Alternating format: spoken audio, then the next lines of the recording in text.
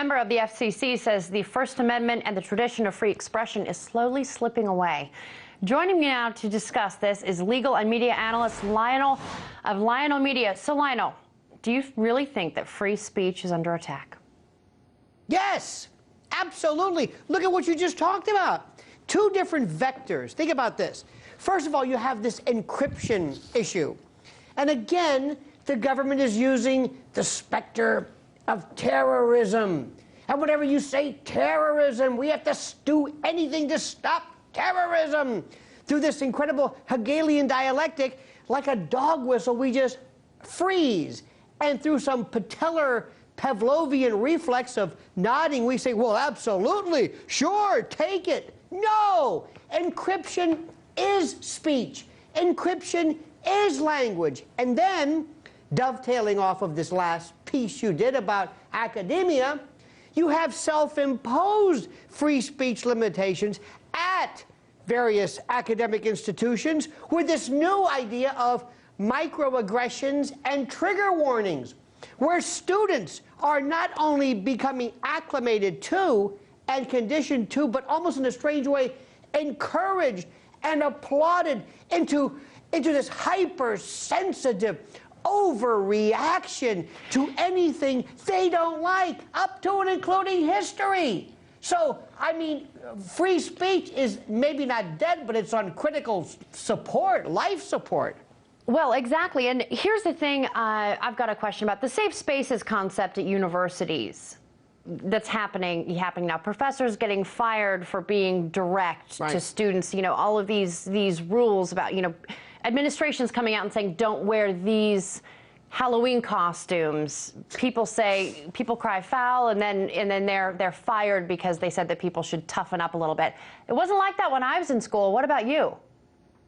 No, are you kidding? Well, when I went to school, we had sackcloth and we had, dons. And no, look, all I'm saying is this. What you're doing right now is we have young people who have never known freedom. They're born in captivity. They're born in a world where they've never understood the notion of privacy. 1984, I'm not even sure they've read it. It's not an instruction manual. The idea of something being so precious that you enjoy an absolute, unfettered, unlimited, unexpurgated, unedited, unplugged freedom. And what's happening is when you tell young people in particular, and you bathe them and imbue them with story after story of the government trying to backdoor, encrypt phones, when you find out that they, not only that, they're living in a world where they don't understand that their privacy is something to be treasured with GPS devices and Facebook and social media telling you at all times not only where they are, what they're doing, with whom they are.